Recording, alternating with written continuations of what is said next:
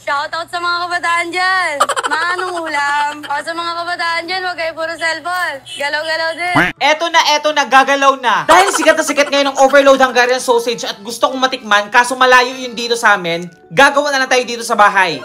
Let's go! So para magawa natin ang trending na Hungarian sausage, kailangan lang natin ng hotdog bun, kailangan natin ng hotdog, ketchup at mayonnaise, kailangan din natin ng lettuce, at syempre magpapasarap sa lahat ang cheese. So magpainit lang tayo ng mantika. So medyo mainit na yung oil natin, so lagay na natin itong Hungarian sausage natin. Yan, hindi ko alam kung babalatan pa ba to, pero siguro diretso fry na siya. So ilagay lang natin. Tapos magluto pa tayo. So dapat pala daw, hinahati siya. Yan. Para mas mabilis siya maluto. Oo. Tsaka natin siya ilagay. Hindi ko alam guys ha, pero sobrang mahal nito. Hindi ko alam kung kumikita pa ba si Neneng D kasi yung benta niya doon 50 pesos yung isang bun. Tapos ito pa lang 200, nasa 200 na. Yung dalawang piraso lang. So, lagay natin. Bilis lang pala maluto nito. Yun, dapat ganito. Tapos magluto din tayo ng hotdog guys. Kasi meron din siya binibenta na hotdog. Buy one take one daw ata yun. So gusto ko din matry yung hotdog version. Tapos ilagay din natin itong hotdog. Ayan, lutuin natin sila ng sabay-sabay. So kapag ganito na siya guys, ayan, luto na yan. So kunin na natin, haunin na natin. Ayan, sobrang laki ng Hungarian sausage natin. So luto na yung Hungarian sausage natin at saka yung hotdog natin. So ilagay na natin siya sa hotdog in a bun. Tapos lagyan na natin siya ng lettuce. Next naman, lagyan na natin siya ng sausage.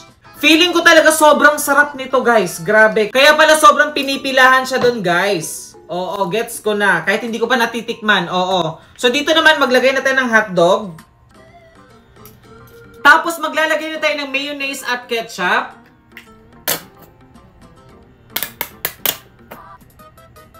Shout out sa mga kabataan dyan. Manong ulam. O sa mga kabataan dyan, wag puro cellphone. Galaw-galaw din. Tapos, lagyan na natin ng ketchup. Ayan, wag natin tipirin sa ketchup. At syempre, magpapakumpleto sa lahat guys ang overload cheese. Okay, lagyan na natin. Grabe guys, sobrang laking cheese ng binili ko. Para talaga hindi natin ito titipirin. Wow! So, lagyan na natin ng cheese guys. Yan, damihan natin. So, nandito na tayo sa exciting part, ang taste test. Ayan, so unahin muna natin itong Hungarian sausage na overload. Ayan, taste test, the moment of truth. Let's go. Oh.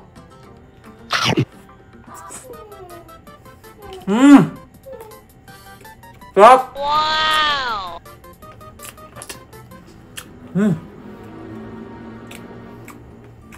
Uy, tignan mo naman yan guys, hindi tinipid sa cheese. Ayan. Sobrang sarap, oo.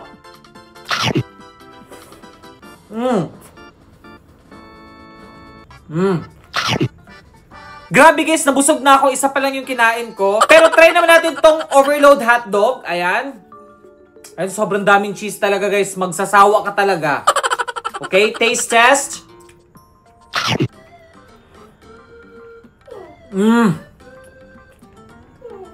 In fairness, masarap siya.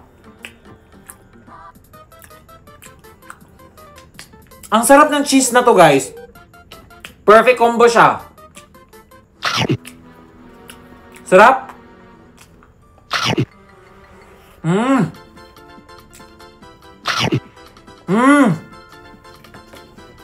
Mabait na, masipag pa, yan ang dapat tularan ng mga kabataan. Dahil imbis na nasa bahay lang at nagsiselfone, dito ay busy-busy siya sa kanyang negosyo. Shout out sa mga kabataan dyan.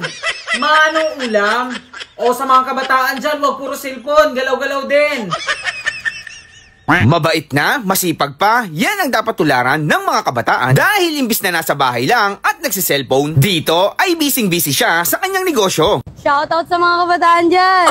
Manong ulam. O sa mga kabataan dyan, huwag kayo puro cellphone. Galaw-galaw din. At sino ba naman ang hindi mapapatigil pag ganito kadami yan? 闺女用矿泉水瓶做出来的雪糕能有多简单？ Wow! Weh, pwede ba lang gumawa ng ice cream gamit lang itong bote? Try natin? Let's go! So, sobrang dali lang itong gawin, guys. Una natin gagawin, ilagay lang natin tong heavy cream natin dito sa bottle. Make sure na tong bottle mo malinis. Tapos, ilagay lang natin tong heavy cream natin dito. Yan. So, wag mo siya masyadong punuin, guys, kasi may ilalagay pa tayong sugar mamaya. Tapos, lagyan na natin ang asukal. Medyo matamis na tong heavy cream natin, guys, kaya konting asukal na lang. Pero kung gusto mo matamis, sige, dagdagan mo. Tapos, ang next mong gagawin, guys, ialog mo lang siya ng ganyan. So, kailangan mo talaga tong alugin, guys, para maging malapot siya at para ma-shake na din siya na maayos. Feeling ko pwede na to. Feeling ko malapot na siya. Next ating gagawin, guys, lagyan na natin siya ng popsicle stick para yun yung hahawakan natin mamaya. So, magbubutas lang ako dito. So, mag-ingat lang kayo sa pagbutas. Tapos, lagyan na natin to ng popsicle sticks. Ayan, ito mga binutas natin. Ayan.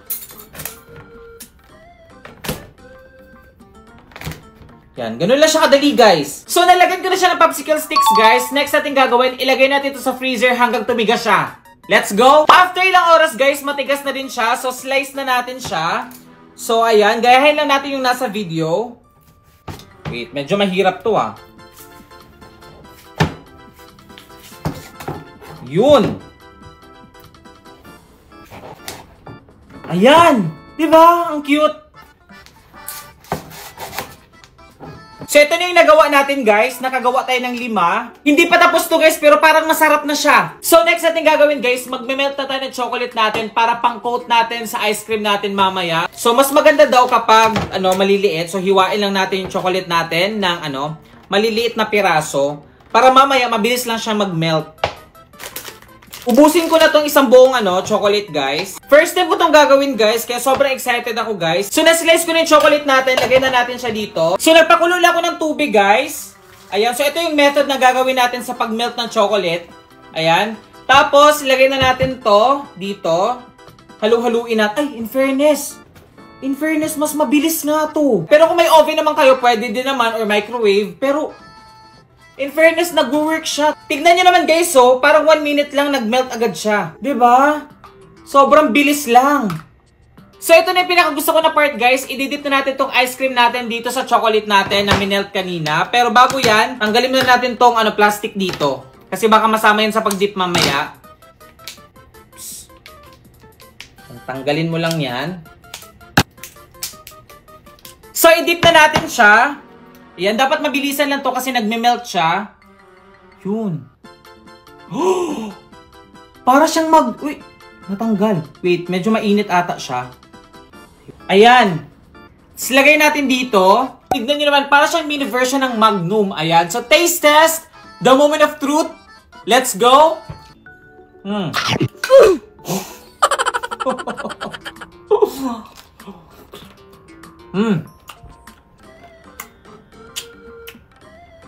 Natanggal siya, pero in fairness, guys, masarap siya. Dapat kasi matigas talaga siya. So, kanina kasi medyo nag-melt na siya, guys, kaya naging ganito siya. In fairness sa cream, guys, lasang ice cream talaga siya. Kahit DIY lang natin.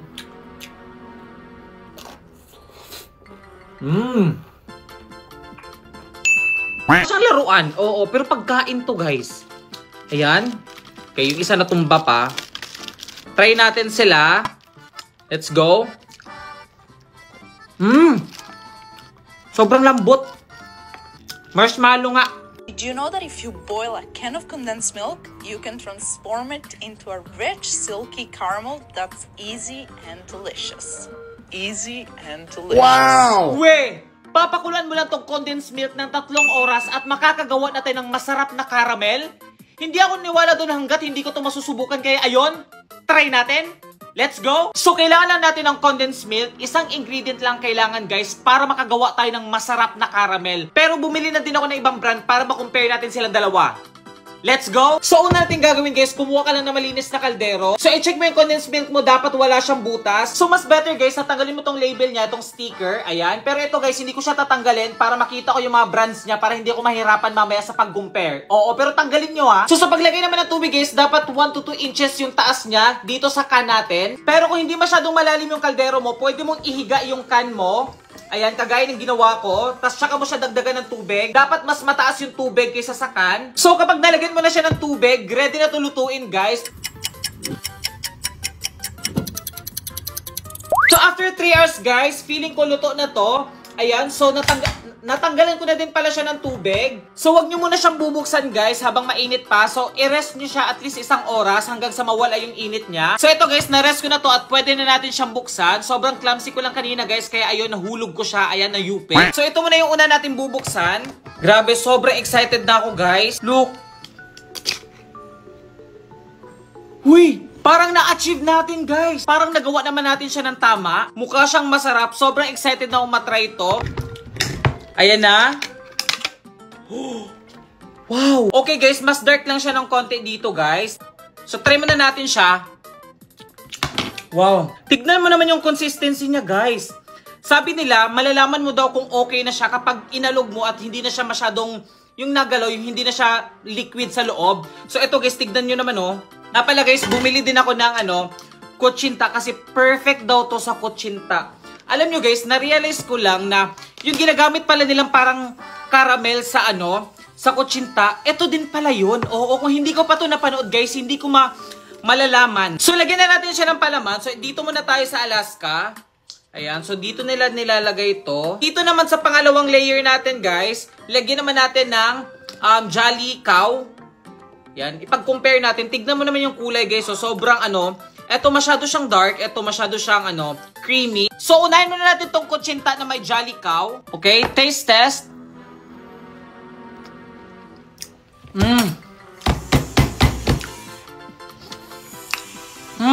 So, try naman natin tong kutsinta natin na gamit natin Alaska.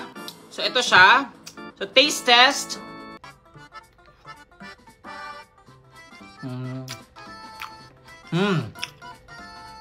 Masarap din siya. Actually, nalilito ako sa dalawa guys kasi pareho silang masarap.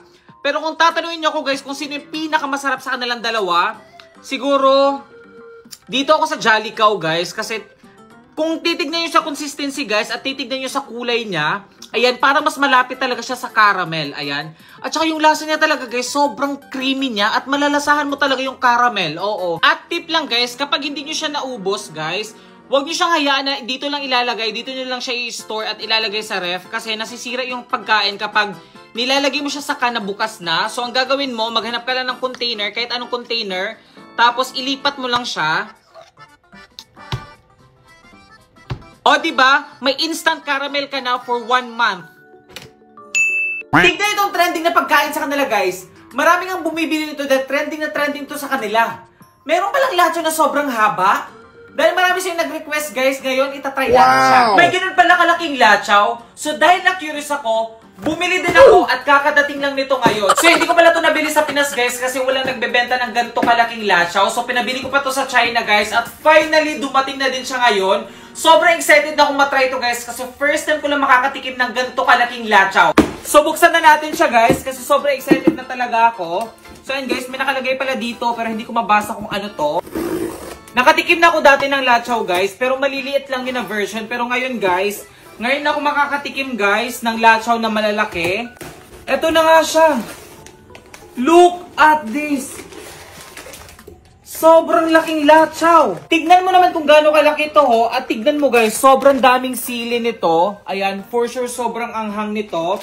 At yung pangalan niya pala ay Yu Bao Su Ji Jin. Ayan, basta yun yun. Pero mas kilala to sa tawag na lachaw. So meron pa ako ipapakita sa inyo guys. So ito yung lachaw na nabili ko sa Taiwan dati. Ayan, so maliliit lang siya na version.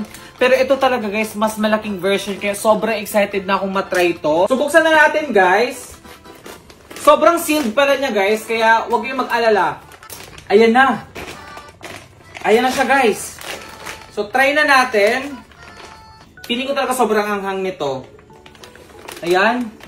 Look at this guys, kung gaano siya sobrang haba. The moment of truth, taste test.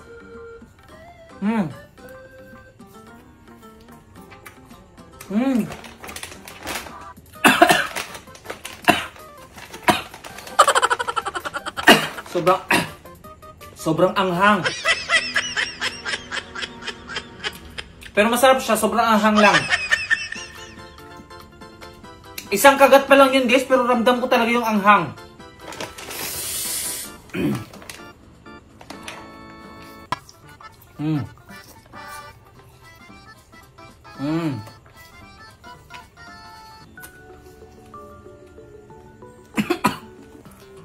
Tignan mo naman yung sili, oh. Buo-buo pa.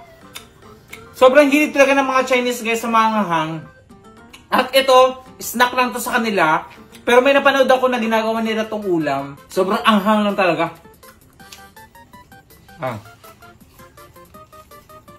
Grabe guys, wala akong sipon kanina guys. Pero ngayon, sinisipon ako dahil sobrang anghang niya. At yung anghang niya kumakapit talaga kaya magagloves na ako. Kita niya naman to, oh.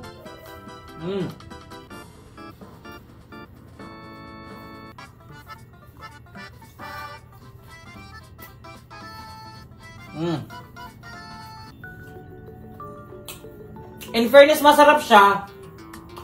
Kaso sobrang anghang lang talaga. May napanood din ako guys na ginagawa nila tong ulam. So kahit dati naman, kahit yung maliliit na lachaw dati, tinatry ko siyang maging ulam guys. Pero in fairness guys, masarap siya. Grabe, sobrang haba talaga. Gawin natin siyang ulam.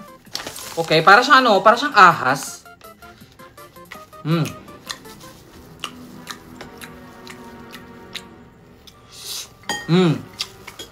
Perfect siya sa mainit na kanin.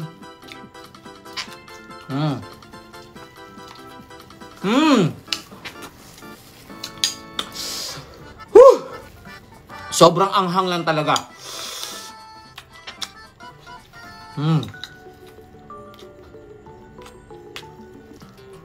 里边就是这种果，然后特别过味儿呢。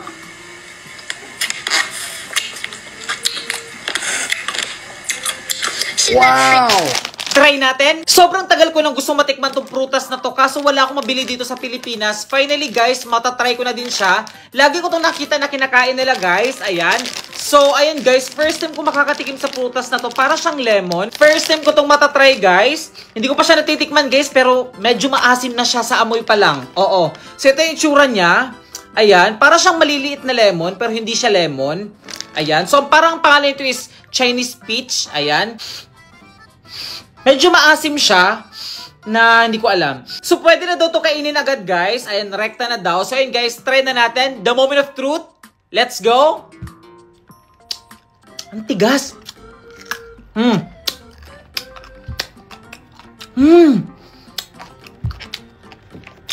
Medyo sour siya, guys, pero masarap siya. Parang siyang pickled. Sobrang weird lang, guys, kasi hindi ko alam kung anong prutas to.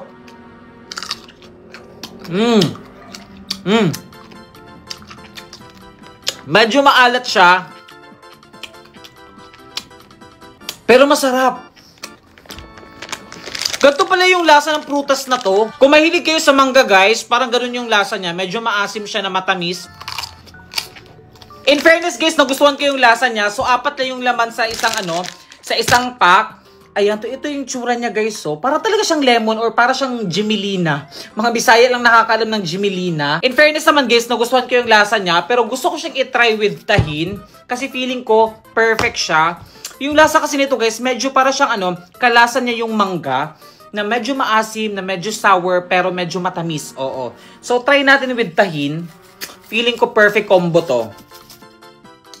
Ayan.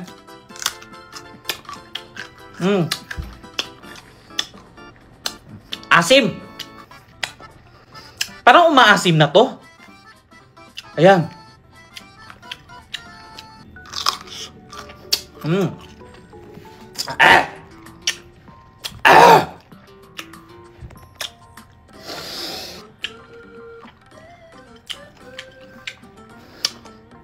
Parang may kalasa pa siya pero hindi ko lang masabi.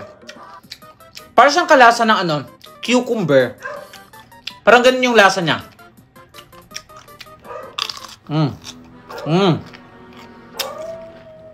Ang asim talaga. So, itry din natin itong ibang snacks nila na first time ko lang ding matitikman. So, unahin natin itong banana bread. First time ko itong matitikman, guys. Kaya curious ako sa nito. Kung ano yung magiging lasa niya. Okay, so, ano daw to siya? Kapag parang binalatan mo daw siya, para daw siyang may banana? O, hindi ko alam. Na-curious lang ako kaya itatry natin. Ito yung tsura niya. Ano to? Ayan, hindi yan makakain. Pwede daw siya balatan. Ay, hindi. Kala ko pwede balatan. Sabi kasi pwede balatan, hindi pala. Okay. Banana bread lang siya, pero hindi talaga siya yung nababalatan. Banana flavor siya, guys, kasi meron siyang para palaman, oo. Next naman guys, try natin to. First time ko lang din makakatikim nito guys. Grabe, sobrang laki niya. Mangga siya, oo. Mangga siguro siya na ginawang dried. Pero ibang klase to na pagka-dried mango. Ayan. Okay.